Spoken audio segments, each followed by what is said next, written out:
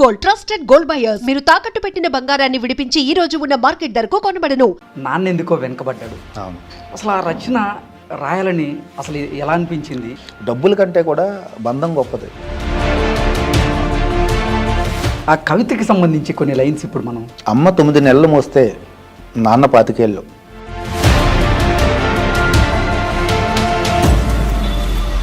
అద్భుతంగా రాశారండి. ఈ కవితని నేను రాసిన తర్వాత భరణి గారికి పంపిద్దామని అనుకున్నాను.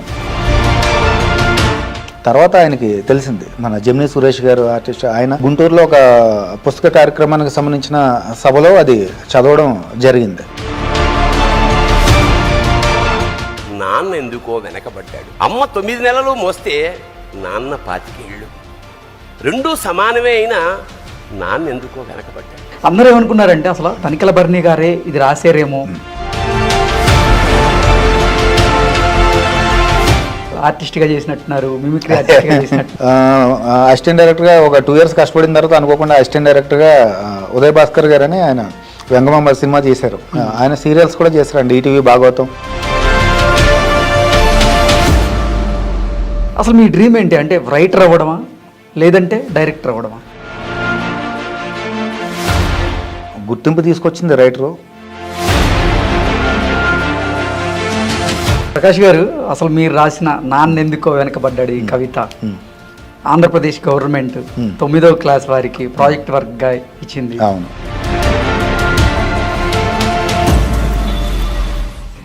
ఓకే, ఇప్పుడు రైటర్గా అవకాశం వచ్చిందా? రైటర్ కమ్ డైరెక్టర్గా అండి. ఓకే, ఏ ప్రాజెక్ట్ అయిపోతుంది తొందరలోనే. టైటిల్ ఇంకా అమ్మ నవమాసాలు మోస్తే నాన్న 25 ఏళ్ళు. రెండు సమానమే అయినా అమ్మ కంటే నాన్నెందుకో వెనకబడ్డాడు.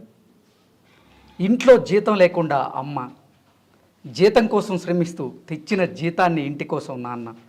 రెండు సమానమే అయినా అమ్మ కంటే నాన్నెందుకో వెనకబడ్డాడు అంటూ ప్రతి ఒక్కరి జీవితంలో నాన్న పాత్రను, నాన్న గురించి ఎంతో గొప్పగా రచించి నాన్నకు సంబంధించినటువంటి కష్టాన్ని గుర్తించి ఆ కష్టాన్ని తన కవిత్వంలో పొందుపరిచారు ప్రముఖ రచయిత పనసకర్ల ప్రకాష్ నాయుడు మనతో ఉన్నారు. ప్రకాష్ నాయుడు గారు నమస్తే అండి. నమస్తే అండి. ప్రకాష్ గారు ఎలా ఉన్నారు? బాగున్నానండి, మీరు ఎలా ఉన్నారు? బాగున్నాను. గుడ్. ప్రకాష్ గారు, సార్ అసలు మీ కుటుంబ నేపథ్యం ఏంటి? సాహిత్యం వైపు మీ అడుగులు ఎలా సాగినాయి? మాది భీమవరం పక్కన యనమదూరు అని ఒక విలేజ్ అండి. వ్యవసాయ కుటుంబం అనమాట మాది. సో నాన్నగారు డిగ్రీ చదివారు. ఆ రోజుల్లో జాబ్ చేయడానికి హైదరాబాద్ వచ్చారు. తర్వాత తాతయ్య గారు వాళ్ళని చూసుకునే వాళ్ళు ఎవరు లేక ఆయన జాబ్ రిజైన్ చేసి కేవలం తాతయ్య గారు వాళ్ళని చూసుకోవడానికని జాబ్ రిజైన్ చేసి వెళ్ళిపోయారండి. అలా ఇంకా ఊళ్ళోనే సెటిల్ అయ్యి వ్యవసాయం చేసుకుంటూ ఉన్నారు నాన్నగారు. సో ఇది మా కుటుంబ నేపథ్యం అనమాట. ఇంకా ఈ రచన అనేది నాకు ఎలా అబ్బిందంటే, నాకు తెలియకుండా నేను చిన్నప్పటి నుంచి బుక్స్ మీద ఎక్కువ ఈ చందమామ కథలు చదవడం కానీ, తెలుగు వాచకంలో ఎక్కువ కథలు చదవడం కానీ ఇలాగా అలా అలవాటైంది. దాని తర్వాత మా నాయనమ్మ గారు, ఆవిడ కాశీ మజిలీ కథలు అద్భుతంగా చెప్పారు. పుస్తకాలు చూడకుండా కొన్ని వందల కథలు కంటతా వచ్చేసినాయి ఆవిడకి, అవలేలుగా చెప్పేసేవారు అనమాట. అలా ఎక్కువ నాన్నమ్మతో గడపడం, తాతయ్య కథలు చెప్పడం, ఇలా అనుకోకుండా తెలియకుండానే దానివైపు వెళ్ళడం జరిగింది. ఓకే, అసలు మీకు గుర్తింపు తెచ్చినటువంటి రచనల్లో ఫస్ట్ వస్తే నాన్నెందుకో వెనకబడ్డాడు. అవును. అసలు ఆ రచన రాయాలని అసలు ఎలా అనిపించింది? అంటే దాని వెనక ఏదైనా కారణం ఉందా ఆ రచన రాయడానికి కారణం? లేదంటే అసలు అంటే నాన్న గురించి ఏదో ఒకటి రాయాలి అనే ఉద్దేశంతో రాసింది అది? లేదండి, అది అంటే నాన్న గురించి రాయడానికి కారణం నాన్నగారితో పెద్ద గొడవ అయిందనమాట. అదేంటంటే చాలా రోజుల తర్వాత ఒకసారి ఇంటికి వెళ్ళినప్పుడు ఎరా ఏం చేస్తున్నావు, అసలు ఏంటి, ఏమవుతావు, ఇలా రాస్తున్నాను కవిత్వం అంటున్నావు, అది ఎన్ని రోజులు, ఏంటి అసలు నువ్వు అసలు నీ లక్ష్యం ఏంటి అసలు అని చెప్పేసి అడిగారు. అంటే చుట్టుపక్కల అందరూ అడుగుతారు, అందరికీ సమాధానం వాళ్ళే చెప్పుకోవాలి కదా, ఇక్కడ ఉంటాం కాబట్టి మనల్ని ఎవరు అడగరు. సో వాళ్ళని అడుగుతుంటే వాళ్ళు నన్ను అడిగారు. అడిగితే లేదు నాన్న, నేను ఖచ్చితంగా పైకి వస్తాను, ఇప్పుడు ఒక నా సినిమా డైరెక్షన్ సినిమాలు చేయాలనేది నా ఇదండి. వచ్చిన తర్వాత డైరెక్షన్ డిపార్ట్మెంట్లో జాయిన్ అయ్యాను ఇక్కడ. వచ్చిన తర్వాత సీరియల్స్గా అయ్యి వర్క్ చేశాను ఇదంతా. సో రైటర్ కమ్ డైరెక్టర్గా సెటిల్ అవ్వాలనేది నా కోరిక. సో నేను అదే చెప్పాను నాన్నగారికి, నాకుంది, నా గోల్ నాకు ఉంది నాన్న. ఒక్కొక్క విషయం మీద ఒక ఇంట్లో ఉన్న నలుగురిని ఒప్పించాలంటేనే కష్టం. సినిమా అంటే కొన్ని కోట్ల మందిని ఒకేసారి ఒప్పించడం, అది నాటే జోక్ కదా. దానికి కొంచెం మనం హార్డ్ వర్క్ చేయాలి, తప్పదు. నాకు ఆ ఓపిక సహనం ఉన్నాయి, మీరే ఇబ్బంది పడొద్దు, నేను మిమ్మల్ని ఇబ్బంది పెట్టట్లేదు కదా అన్నాను. సో మనకి తెలిసిన రాజకీయ నాయకులు కొత్తపల్లి సుబ్బారాయుడు గారని మాజీ పవర్ మినిస్టర్ అండి, ఆయన మావయ్య అవుతారు. సో చిరంజీవి గారికి ఆయన బాగా క్లోజ్ అనమాట. సో నేను అలాగా తీసుకెళ్ళమని అడుగుతాను ఒకసారి అని చెప్పేసి అన్నారు. వద్దు నాన్న, చిరంజీవి గారు కష్టపడి పైకి వచ్చిన ఆయన మనం తెలుసున్న వాళ్ళు ఉన్నారని మనం అలాంటి వ్యక్తుల దగ్గరికి ఊరికనే వెళ్ళిపోకూడదు. వెళ్ళాలంటే కూడా మనం ఏదో ఒక స్థాయి, ఒక గుర్తింపు సంపాదించుకుని వెళ్ళాలి తప్ప అలా వెళ్ళడం నాకు ఇష్టం లేదు అని చెప్పా. ఇక అక్కడి నుంచి ఆ గొడవ పెద్దదైపోయింది. ఉన్నప్పుడు అడిగితే తప్పు ఏంటి అనేది వాళ్ళు ఇది. రేపు ఎవరన్నా ఇగో వాళ్ళు చేయకపోతే ఏముంది వీడికి అనే మాట నాకు అనిపించుకోవడం ఇష్టం ఉండదండి. అదే నేను చెప్పాను. అది చాలా పెద్ద గొడవ అయిపోయింది, వీధి చివరిదాకా వినిపించేంత పెద్ద గొడవ అయింది. ఇమ్మీడియట్గా అక్కడి నుంచి భీమవరం బట్టలు అవన్నీ సదురుకుని చెప్పాను మా నాన్నగారికి, నేను మళ్ళీ పేరు వచ్చిన తర్వాతే వస్తాను మీ ఇంటికి, అప్పుడు దాకా రానని చెప్పేసి.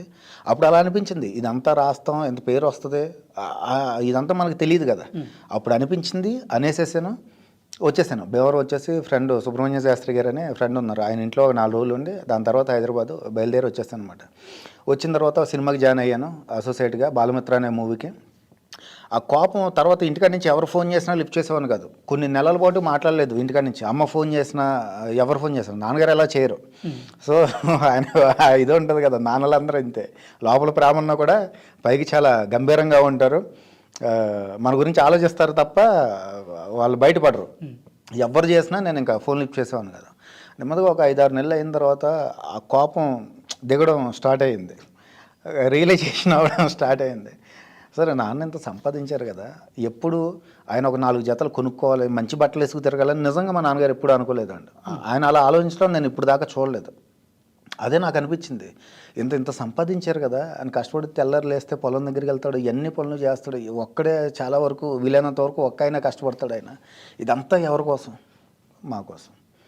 మేము తిట్టినా, కుట్టినా, చూసినా, చూడకపోయినా, ఏం చేసినా ఆయన చేస్తుంది మన కోసమే. అలాంటి ఆయన ఏదో ఒక మాట అంటే మన మంచి గురించే కదా ఏదో అడిగారు పాపం. అంటే మనకి ఇష్టం లేకపోయి ఉండొచ్చు అది, కానీ ఆయన మన మంచి కోసమే కదా మనల్ని అడిగింది. ఇలా కోపడ్డామా, అంత అరిచామా నాన్నగారిని, మనం చాలా తప్పు చేసామని తర్వాత రియలైజ్ అయ్యాను.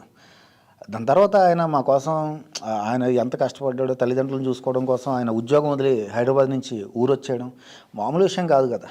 ఆ రోజుల్లో డిగ్రీ ఫస్ట్ క్లాస్లో పాస్ అయ్యి హైదరాబాద్లో ఉంటే కనుక ఆ జాబ్ కంటిన్యూ చేస్తుంటే ఇవాళ చాలా సంపాదించేవారు.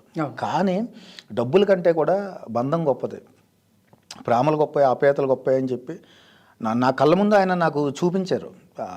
అలాంటి వ్యక్తిని నేను ఎలా మాట్లాడగలిగాను అని చెప్పి నిజంగా బాధేసింది, చాలా బాధ అనిపించింది. సో నిజంగానే ఎప్పుడు ఫోన్ చేసినా కూడా అంత ఇదిలో బాధేసిన తర్వాత అమ్మ ఫోన్ చేసింది. ఫోన్ చేస్తే ఈ రియలైజేషన్ మొదలైన తర్వాత ఫోన్ ఎత్తి అమ్మ ఎలా ఉన్నావు, బాగున్నావా, అంతే. నాకు కోపం వచ్చి నాన్నగారి గురించి అప్పుడు అడగకపోవడం కాదు, ఎప్పుడు నాన్నగారి గురించి నేను అమ్మని అడగలే. అమ్మ ఎప్పుడు ఫోన్ చేసినా అమ్మ ఎలా ఉన్నా అంటే బాగున్నాను, తిన్నావమ్మా, తిన్నావమ్మా, అంతే తప్ప నాన్నగారు ఏం చేస్తున్నారని కోపం వచ్చినప్పుడే కాదు, కోపం లేకముందు కూడా, ఆ గొడవ జరగకముందు కూడా నేను ఎప్పుడు నాన్నగారి గురించి అడగలేదు. మ్యాక్సిమం అందరూ ఇదే చేస్తారేమో. అప్పుడు అనిపించింది ఇప్పుడే ఇలా ప్రవర్తించినా కాదు, అంతకుముందు కూడా ఇలాగే ప్రవర్తించాను, నిజంగానే నాన్న ఎందుకో వెనకబడ్డాడు కదా అనిపించి మైండ్లోకి నాన్న ఎందుకో వెనకబడ్డాడు అనే ఒక టైటిల్ వచ్చింది. ఫస్ట్ బుక్ తీసుకుని ఆ టైటిల్ రాసి దాని తర్వాత ఈ కవిత రాయడం జరిగింది. ఎలా మొదలెట్టాలనుకున్నప్పుడు 2010లో నేను ఒక పుస్తకం రాశానండి, నానీలు అని, గోదావరి గెరటలు ఆ పుస్తకం పేరు. దానికి బర్నీ సార్ ముందు మాట రాశారు. సో అందులో ఒక నాని ఉంటుందన్నమాట, 9 నెలలే మోసింది అమ్మ, 25 ఏళ్ళుగా మోస్తూనే ఉన్నాడు ఇంకా నాన్న అని. సో నేను 2010లో నానీల పుస్తకంలో రాసిన ఆ కవితనే ముందు మాటగా ఇక్కడ తీసుకుని, ఈ కవిత స్టార్టింగ్గా తీసుకుని, అమ్మ 9 నెలలు మోస్తే నాన్న 25 ఏళ్ళు, రెండూ సమానమే అయినా నాన్నెందుకో వెనకబడ్డాడు, అంటూ మొదలుపెట్టి ఆ కవితని అప్పుడు దాకా నాన్నగారి పట్ల నేను చూపించిన వివక్షనే ఇవన్నీ కలగలుపుకుని బాధపడుతూ ఒక 15 నిమిషాల్లో అది రాయడం జరిగింది. ఇది ఆ కవితకి సంబంధించిన నేపథ్యం.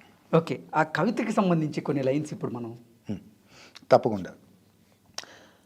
నాన్నెందుకో వెనకబడ్డాడు, అమ్మ 9 నెలలు మోస్తే నాన్న 25 ఏళ్ళు, రెండూ సమానమే అయినా నాన్నెందుకో వెనకబడ్డాడు. ఇంట్లో జీతం తీసుకోకుండా అమ్మ తన జీతం అంతా ఇంటికే ఖర్చు పెడుతూ నాన్న. ఇద్దరి శ్రమ సమానమే అయినా అమ్మకు వచ్చిన పేరు ముందు నాన్నెందుకో బాగా వెనకబడ్డాడు. ఏది కావాలి అంటే అది వండి పెడుతూ అమ్మ, ఏది కావాలి అంటే అది కొని పెడుతూ నాన్న. ఇద్దరి ప్రేమ ఒక్కటే అయినా నాన్నెందుకో బాగా వెనకబడ్డాడు.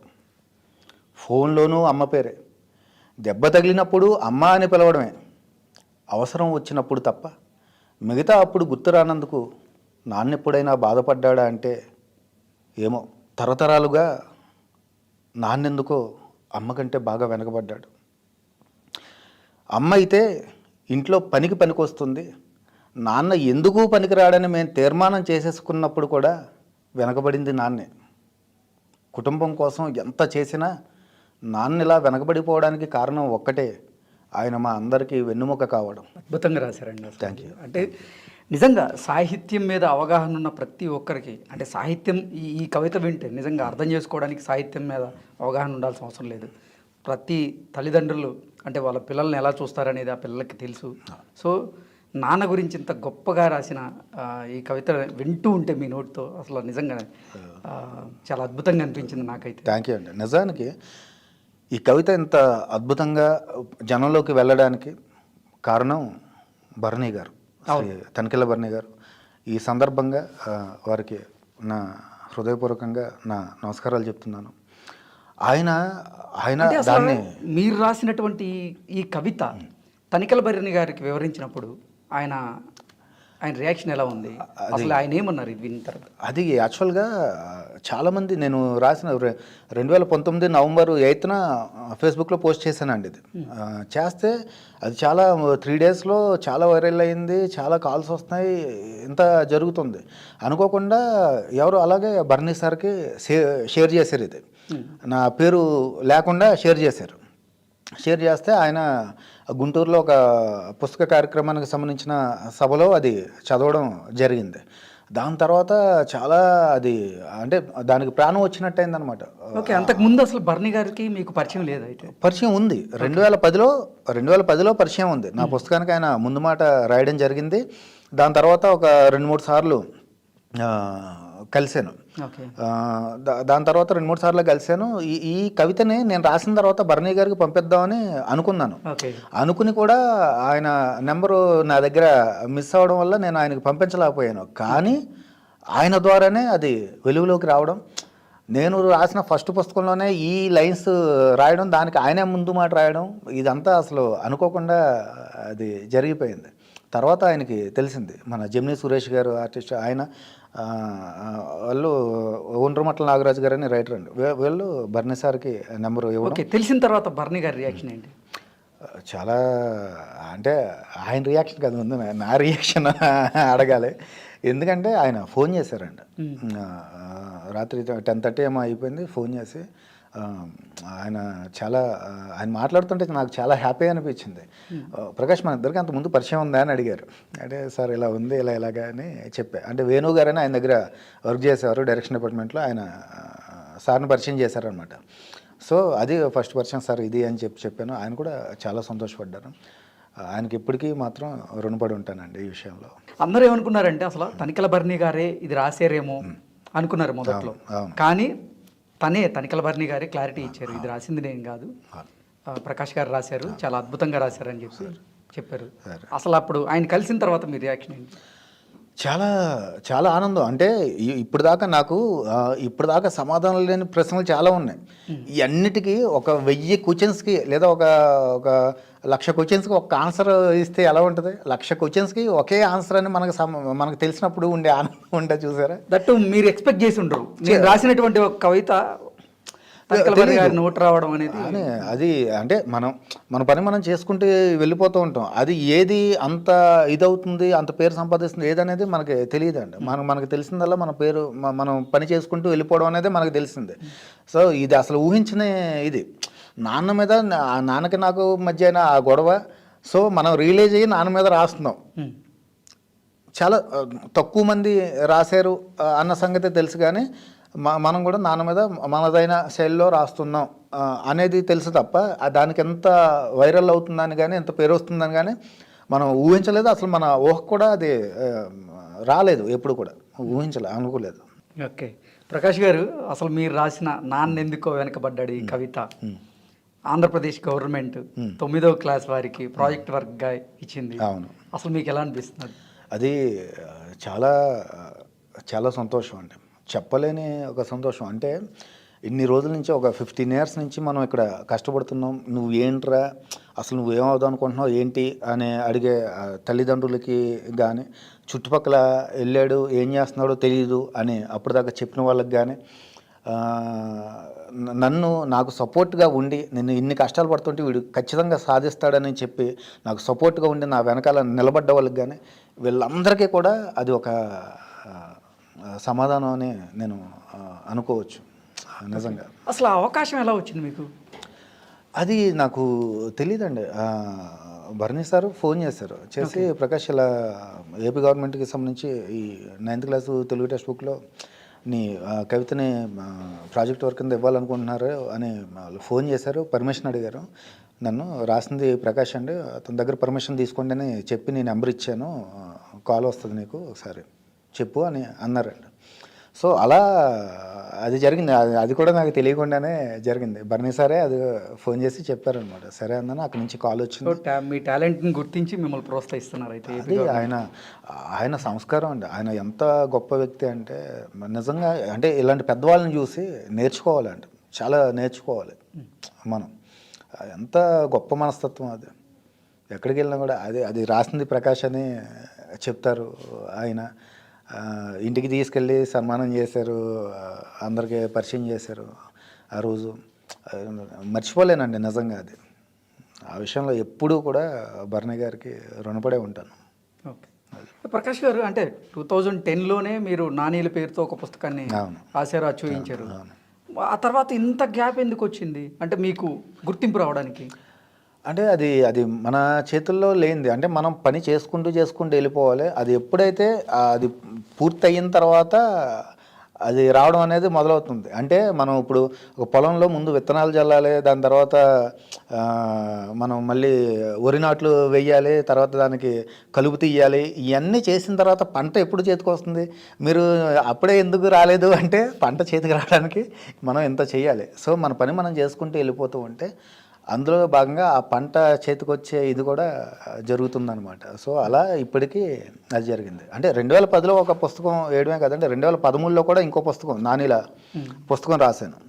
2010లో రాసిన పుస్తకానికి నెల్లూరు జిల్లా రచయితల సంఘం నుంచి సోమిరెడ్డి జమున అవార్డు, రాష్ట్ర స్థాయి అవార్డు వచ్చిందండి ఆ పుస్తకానికి. సో అలాగా అంటే కవిత్వాన్ని ఎన్ని బాధలు వచ్చినా, జీవితంలో ఎన్ని ఆటుపోట్లు ఒడిదుడుకులు వచ్చినా కూడా నేను కవిత్వాన్ని వదలలేదు. కవిత్వమే నన్ను వదలలేదు. అది నా అదృష్టం. అదే. ప్రకాష్ గారు, రైటర్గా గుర్తింపు తెచ్చుకునే క్రమంలో కొన్ని ఒడిదుడుకులు ఫేస్ చేసినట్టున్నారుగా, చాలా ఇబ్బందులు ఫేస్ చేసినట్టున్నారు. అవునండి, చాలా. అంటే నేను ఇక్కడికి వచ్చేటప్పటికి మా ఇంటికాడ పరిస్థితి బాగాలేదు యాక్చువల్గా. సో అలాంటి పరిస్థితుల్లో ఇక్కడికి వచ్చిన తర్వాత నేను సినిమా ఫీల్డ్లోకి వెళ్ళాలి అంటే, ఎంటర్ అవ్వాలంటే ఏం చేయాలో నాకు తెలియదు. నన్ను తీసుకొచ్చింది మా గురుగారు తుమ్మిడి నాగభూషణం గారని. ఆయన భీమవరాన్ని పరిచయం, నేను రాసిన పోయట్రీస్ అవి చూసి నువ్వు ఇక్కడ కాదు హైదరాబాద్లో ఉండాలి అని చెప్పేసి నన్ను తీసుకొచ్చారు. తీసుకొచ్చిన తర్వాత ఆయన చెప్పిన ఒక మాట ఏంటంటే, నిన్ను ఆయనకి కొంతమంది తెలిసిన వాళ్ళు ఉన్నారు ఇండస్ట్రీలో. ఎంఎస్ నారాయణ గారు, బ్రహ్మానందం గారు బాగా తెలుసండి ఆయనకి. సో రావడమే వచ్చిన ఫస్ట్ రోజే బ్రహ్మానందం గారి ఇంటికి వెళ్ళి ఆయన కారులో షూటింగ్కి వెళ్ళాం. ఆయన ఇంట్లోనే ఫస్ట్ కాఫీ తాగాం బ్రహ్మానందం గారి ఇంట్లో. అక్కడి నుంచి షూటింగ్కి వెళ్ళాం. నాకు బాగా గుర్తు, ప్రసాద్ ల్యాబ్స్లో ఆ రోజు షూటింగ్లో భోజనం చేసాం. అప్పుడు అన్నారనమాట, అరే ఇండస్ట్రీలో చాలా గొప్ప స్థాయికి ఎదుగుతారా నువ్వు వచ్చిన రోజు నీకు ఇండస్ట్రీ ఫుడ్ దొరికింది మా గురువు గారు అన్నారు. అన్నారనమాట. అలా వచ్చిన రోజు అది జరిగింది. అయితే ఆయన ఒక మాట అన్నారు, నాకు తెలిసిన వాళ్ళు ఉన్నారు, నిన్ను వాళ్ళ దగ్గర పెట్టొచ్చు, కానీ వచ్చిన వెంటనే మనకి చాలా తొందరగా ఈజీగా దొరికేస్తే ఏదైనా కూడా దాన్ని ఎలా కాపాడుకోవాలో తెలియదు. కాబట్టి నీకు నువ్వుగానే కష్టపడు, ఎవరితో ఎలా ఉండాలి, ఎవరితో ఎలా మాట్లాడాలి, ఎక్కడ ఎలా నడుచుకోవాలి, ఎవరితో ఎలా ప్రవర్తించాలి, ఇక్కడ ఎలాంటి వాళ్ళు ఉంటారు, వాళ్ళ నుంచి నిన్ను నువ్వు ఎలా కాపాడుకోవాలి, ఇదంతా నువ్వే నేర్చుకో. నీ పునాది ఎంత బలంగా ఉంటే దాని మీద అంతస్తులు మేడ కట్టుకోవచ్చు అని చెప్పాడు ఆయన. అందుకనే నాకు తెలిసిన వాళ్ళ దగ్గర నేను పెట్టట్లేదు, నువ్వే నేర్చుకుని నువ్వే ఆ గొప్ప స్థాయి అనేది నీకు నువ్వుగా సంపాదించుకో అని చెప్పారండి ఆయన. ఆ మాటే నేను తెలిసిన వాళ్ళు ఉన్న ఎవరిని రికమెండేషన్లు అడగకుండా ఒక్కడనే కష్టపడుతూ ఈ స్థాయికి రావడానికి మా గురువుగారు, ఆయన లేరు ఇప్పుడు, తుమ్మిడి నాగభూషణం గారు, చాలా గొప్ప గురువు. ఆయన గురువుగా దొరకడం నా అదృష్టం. ఆయనకి వాళ్ళ ఫ్యామిలీకి కూడా నేను ఎప్పుడు రుణపడి ఉంటాను. ఓకే. ఈ క్రమంలో ఆర్టిస్ట్గా చేసినట్టున్నారు, మిమిక్రీ ఆర్టిస్ట్గా చేసినట్టున్నారు, కొన్ని సంస్థలు ఉద్యోగంగా చేశానండి. అంటే ఈ ఇదిలో వచ్చిన తర్వాత అసిస్టెంట్ డైరెక్టర్గా ఒక 2 years కష్టపడిన తర్వాత అనుకోకుండా అసిస్టెంట్ డైరెక్టర్గా ఉదయ్ భాస్కర్ గారు అని ఆయన వెంగమాంబ సినిమా చేశారు. ఆయన సీరియల్స్ కూడా చేశారండి. ఈటీవీ భాగవతం, బాబు గారు వెళ్ళిపోయిన తర్వాత ఈటీవీ భాగవతానికి ఆయన డైరెక్షన్ చేశారు. సో ఆయన దగ్గర అసిస్టెంట్ డైరెక్టర్గా చేయడం జరిగింది. దాని తర్వాత అక్కినేని కుటుంబరావు గారి దగ్గర అసోసియేట్గా బాంధవ్యాలు అని చెప్పేసి ఆ సీరియల్గా చేయడం జరిగింది. దాని తర్వాత ఛానల్స్కి వచ్చేసాను అనమాట. రుతురాగాల రైటర్ సౌరీ గారు TV5లో తెలిసిన వాళ్ళు ఉన్నారు, ఒకసారి ఇంటర్వ్యూకి వెళ్ళని చెప్పేసి ఇది పంపిస్తే అటు వెళ్ళడం జరిగింది. అక్కడ రాజకీయ బేతాళం గద్దర్ గారు మీ పాటనే వస్తున్న ప్రోగ్రామ్కి అసిస్టెంట్ డైరెక్టర్గా, స్నేహిత ప్రోగ్రామ్కి స్క్రిప్ట్ రైటర్గా అక్కడ చేశాను. దాని తర్వాత ఏబిఎన్ ఆంధ్రజ్యోతిలో, దాని తర్వాత ప్రొడక్షన్ కోఆర్డినేటర్గా ఇన్ఛార్జ్గా చేయడం జరిగింది. అది మీరు కూడా మీరు రాసిన కొన్ని కవితలు నేను చూశాను. పడుపు వృత్తి చేసే వాళ్ళ గురించి, వేశ్యల గురించి చాలా అద్భుతంగా రాశారు అసలు కవిత. అదొకసారి మా కోసం. తప్పకుండా. యాక్చువల్గా మనం అనుకుంటూ ఉంటాం వేశ్యలు అంటే మనకి చాలా చిన్న చూపు ఉంటుంది సమాజానికి, అంటే వాళ్ళు తప్పు చేస్తున్నారు అని చెప్పి. కానీ ప్రతి మనిషి తప్పు చేస్తూ ఉండొచ్చు, కానీ అది ఒకరు పొట్ట కొట్టడానికి కాకుండా వాళ్ళ పొట్ట నింపుకోవడం కోసం చేస్తున్నప్పుడు మనం వాళ్ళకున్న అవకాశం అదే. అంటే జీవితంలో ఏ సమస్య వచ్చినా బ్రతకాలి, తనని తాను బ్రతికించుకోవడం కోసం ఏం చేసినా తప్పు కాదు. చనిపోవడం కంటే భగవంతుడు ఇచ్చిన ఈ జీవితాన్ని తనను తాను బ్రతికించుకోవడం కోసం, గొప్పగా ఉండడం కోసం, గొప్పలకు పోవడం కోసం, మనం మెయింటెనెన్స్ చూపించుకోవడం కోసం చేస్తే తప్పు అవుతుంది తప్ప వాళ్ళు బ్రతికించుకోవడం కోసం, కుటుంబం కోసం చేసినప్పుడు, అంటే వేరే వాళ్ళని పనంగా పెట్టట్లేదు, వేరే వాళ్ళ జీవితాన్ని పనంగా పెట్టట్లేదు, వాళ్ళ జీవితాన్ని పనంగా పెడుతున్నారు. సో ఆ ఇది మీద రాశాను అనమాట. అది వేశ్యావాటిక టైటిల్. ఈ శరీరాన్ని పళ్ళతోటను చేసి చాలా రోజులైంది, వచ్చి ఆకలి తీర్చుకుపోయే వాళ్ళే తప్ప మా ఆకలి దప్పులను చూసిపోయిన వారెవరూ లేరు. ఈ శరీరాన్ని వ్యాయామశాల చేసి చాలా కాలం అయింది, కసరత్తు చేసుకుపోయేవారే తప్ప మా కన్నీటిని చూసిపోయిన వారెవరూ లేరు. ఈ శరీరం గర్భగుడి కాదు, దేవుడు ఒక్కడినే ప్రతిష్ఠించుకోవడానికి. మా శరీరం ఒక రచ్చబండ, దీన్ని ఎవరు అధిరోహించి ఏ తీర్పు చెప్పినా తల వంచి వినాల్సిందే. మేం పెట్టుకునే పూలకు నలిగిపోవడమే కానీ వాడిపోవడం తెలియదు. ఇక్కడ చల్లే అత్తరుకి మత్తు వాసన తప్ప మా మనసు వాసన తెలియదు. ఎంతమంది ఎడారి కోరికలకు ఈ శరీరం దాహం తీర్చిన ఓయాసిస్ అయ్యిందో, ఎన్ని శరీరాలు ఈ శవం మీద నుంచి పొర్లుకుంటూ పోయాయో. అనుక్షణం వేసే ఆ వాటికిలో ఆకలి మంటల చితుల్లో కాలుతున్న మా బ్రతుకులకే ఆ బాధలు తెలుసు. మేము పెరట్లో కాసిన చెట్లం కాదు, మా ఫలాల్ని యజమాని ఒక్కడికే అందించడానికి. మేము నలుగురు నడిచే దారిలో కాసిన చెట్లు. ఆకలితో ఎవరు రాళ్ళేసి మమ్మల్ని గాయపరిచినా తల వంచి ఫలాలను ఇవ్వాల్సిందే. మేమంటూ లేకపోతే ఈ కామాంధుల చూపుల రాళ్ళు తగిలి ఎన్ని పెరట్లో చెట్లు గాయపడేవో. మా బతుకులు ఛిద్రమైనా పర్వాలేదు, మా వలన కొందరి బతుకులైనా భద్రంగా ఉన్నాయి. ఈ ఒక్క ఆత్మసంతృప్తి చాలు మాకు కళ్ళు తెరవని ఈ సమాజం ముందు ప్రశాంతంగా కన్ను మూయడానికి. అద్భుతంగా ఉంది ప్రకాష్ గారు. అంటే కొంతమంది రైటర్స్ ఏంటంటే అది ఫీల్ అయి రాయడానికి వాళ్ళతో మాట్లాడడం, వాళ్ళని సంప్రదించడం ఇట్లాంటివి జరుగుతూ ఉంటాయి అన్నమాట. ఇప్పుడు లైక్ పూరి జగన్నాథ్ గారు తీసుకోండి, ఏదన్నా స్టోరీ రాయాలంటే వాళ్ళతో మాట్లాడి అంటే సొసైటీలో జరిగేటువంటి కొన్ని యథార్థ సంఘటనలు తీసుకొని వాటికి సంబంధించి స్టోరీలు వెళ్తూ ఉంటారు. అలా మీరు ఇప్పుడు ఈ కవిత ఇప్పుడు పడిపూర్తిలో ఉండే వాళ్ళని సంప్రదించి రాశారా, లేకపోతే అసలు వాళ్ళ బాధలు తెలుసుకొని రాసిందా ఇది? నేను వాళ్ళని సంప్రదించలేదండి, వాళ్ళని చూసి రాసింది. అంటే రోడ్డు మీద రాత్రిపూట షూటింగ్ అయిపోయి వస్తూ ఉంటే రోడ్డు పక్కన ఆ రాత్రిపూట చీకట్లో అలా నిలబడి వాళ్ళకి ఆ రాత్రి బేరం వస్తేనే వాళ్ళ కడుపు నిండుతుంది, రేపు ఆ కుటుంబం ఒక అడుగు ముందుకే వస్తుంది, వాళ్ళ ఆకలి తీరుతుంది అన్నట్టుగా రాత్రిపూట నిలబడి ఉండేవారు. వాళ్ళని చూసినప్పుడల్లా మనసులో ఏదో ఒక తెలియని బాధ, ఎంత కష్టం. ఒక రాత్రిపూట మనం ఒక నడుచుకుంటూ వస్తేనే మనకి అంత రాత్రిపూట నడుచుకుంటూ మనం ఇంటికి రావాలంటేనే అలాంటి ఇబ్బంది ఎలాంటి వాళ్ళు ఉంటారో తెలియదు, మన పర్స్ తీసుకుపోతారో తెలియదు, మనం కొడతారో తెలియదు, ఏం చేస్తారో తెలియదు. అలాంటిది ఎలాంటి వాడు వస్తాడో ఎవడు వస్తాడో తెలియకుండా తన కడుపు నింపడం కోసం ఒక రకంగా ప్రాణాన్ని పణంగా పెట్టడమే కదా. రాత్రిపూట అర్ధరాత్రి ఒంటరిగా ఒక అమ్మాయి అలా నిలబడ్డం అంటే ప్రాణాన్ని పణంగా పెట్టడమే కుటుంబం కోసం. అది ఎంత ఘోరమైన విషయం. ప్రతి వ్యక్తి జీవితంలోనే చెడుకోణం వెలుతురు అనేది ప్రతి వ్యక్తిలోనే ఉంటుంది.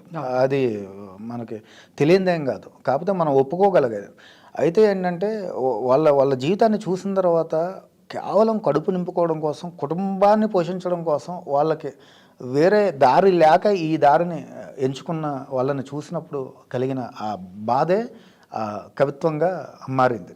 దాని తర్వాత అది పుస్తకంలో పడిన తర్వాత గుంటూరు నుంచి ఎవరో ఒక అమ్మాయి ఫోన్ చేశారు, ఈ అందులో ఉన్న ఒక అమ్మాయి. ఓకే, నెంబరు పడితే ఫోన్ చేశారు.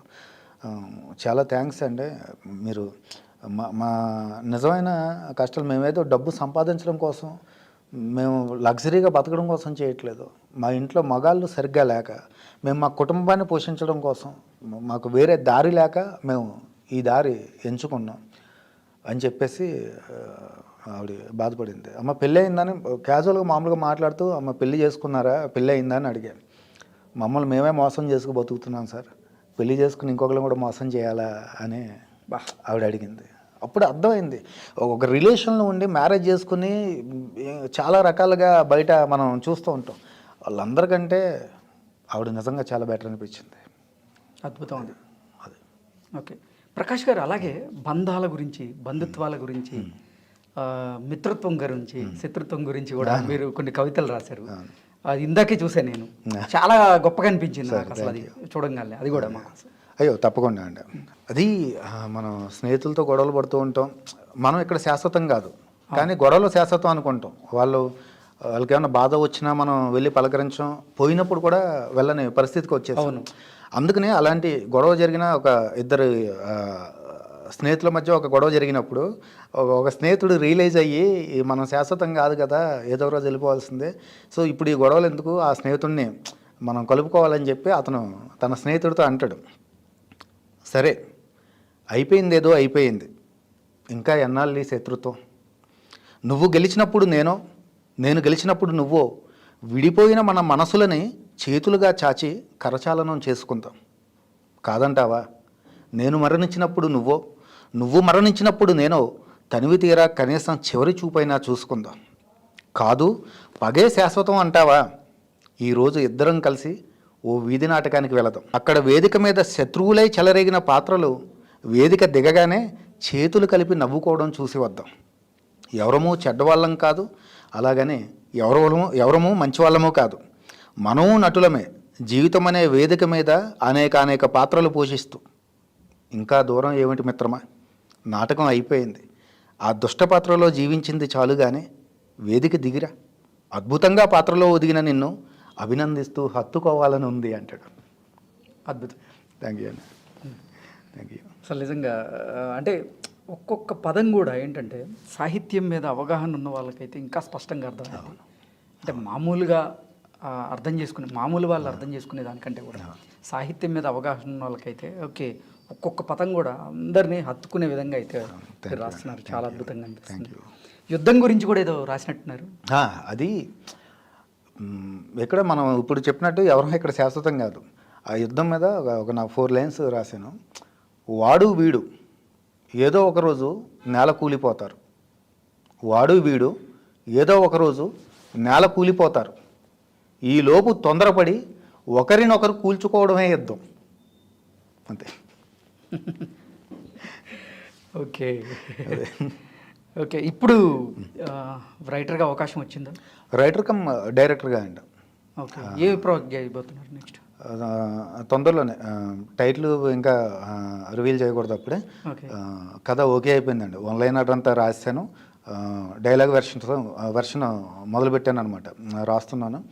రంగనాథ్ రెడ్డి గోపాల హీరో, తను స్పెషల్ అని ఒక మూవీ చేశారు. తర్వాత బాలమిత్ర అని 2 మూవీస్లో హీరోగా చేశారండి. తను నా ఫ్రెండ్ అనమాట. స్పెషల్ అంటే అజయ్ గారితో ఎస్, అజయ్ గారితో చేసింది. అందులో రంగనాథ్ అని తను హీరో. సో దాని తర్వాత ఇప్పుడు బాలమిత్ర 2 చేశారు. ఇప్పుడు తనతోటే నెక్స్ట్ ప్రాజెక్ట్ ఇంకో 2 మంత్స్లో 1 or 2 మంత్స్లో మేము షూట్కి వెళ్ళబోతున్నాం. సో అది అసలు మీ డ్రీమ్ ఏంటి? అంటే రైటర్ అవ్వడమా లేదంటే డైరెక్టర్ అవ్వడమా? అంటే మీకు గుర్తింపు తెచ్చింది అయితే రైటర్గా కానీ? ఖచ్చితంగా అంటే గుర్తింపు తీసుకొచ్చింది రైటరు. ఆ రైటర్ అనే ఇది అనుకోకుండా నేను డైరెక్షన్ డిపార్ట్మెంట్లో ఎందుకు జాయిన్ అయినా ఆ రోజు నాకు తెలియదు. కానీ జాయిన్ అయిన తర్వాత నాకు కొన్ని రోజుల తర్వాత, కొన్ని సంవత్సరాల తర్వాత తెలిసింది. దాని మీద కూడా నాకు ఒక తెలియని ఇంట్రెస్ట్ క్రియేట్ అయింది. అంటే మనకి తెలియని పని అయినా సరే ఒక 10 సంవత్సరాలు మనం ఒక వర్క్ చేసామనుకోండి, అది మనకు వచ్చేస్తుంది.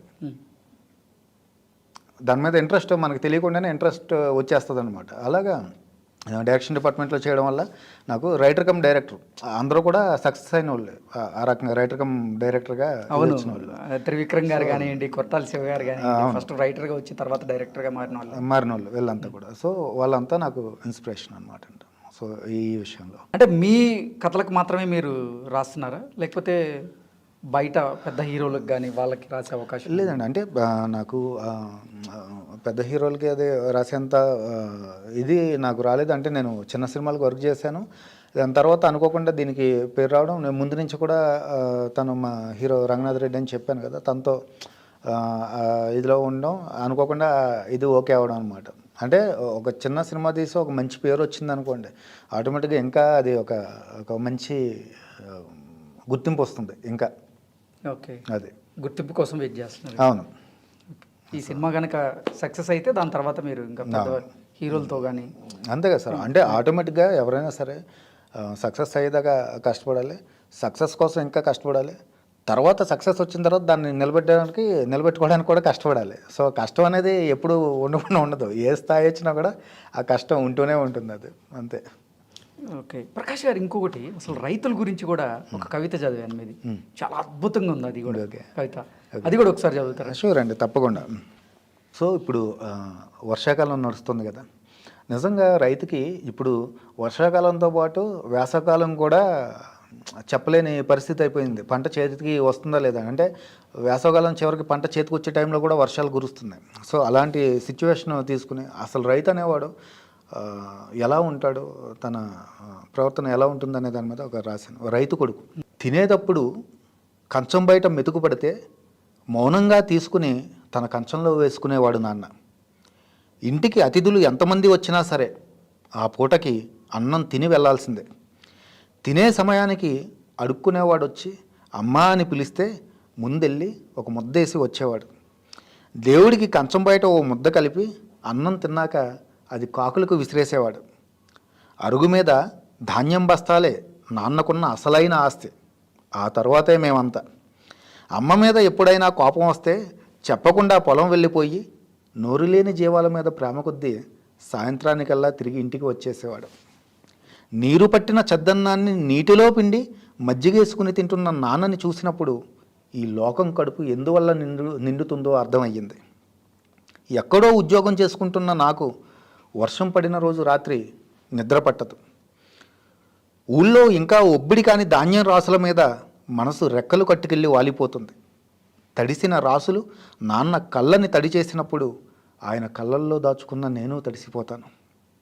అమ్మ మెడలో వేలాడే బొందు ఈసారి నాకెందుకో ఉరితాడులా అనిపిస్తుంది. పోయిన పంట బిడ్డల్ని చూసి కుమిలిపోతున్న అమ్మా నాన్నల్ని ఓదార్చడానికి నేను మారు ఊరెళ్ళి రావాలి అంటాడు. అద్భుతం. Thank you. నిజంగా ప్రకాష్ గారు, నిజంగా మీ కవితలన్నీ కూడా అందరినీ ఆలోచింపజేసే విధంగా ఉన్నాయి. Thank you. చాలా అద్భుతంగా ఉన్నాయి. అసలు ఒక మెసేజ్ ఇచ్చే విధంగా కూడా ఉన్నాయి. Thank you. మీ కలం నుంచి ఇటువంటి కవితలు మరెన్నో జారువాలని అసలు మనస్ఫూర్తిగా కోరుకుంటున్నాను. Thank you. మీరు నిజంగా ఉన్నతమైన స్థితికి వెళ్ళాలని కోరుకుంటూ నమస్తే. థ్యాంక్ యూ అండి. నమస్కారం.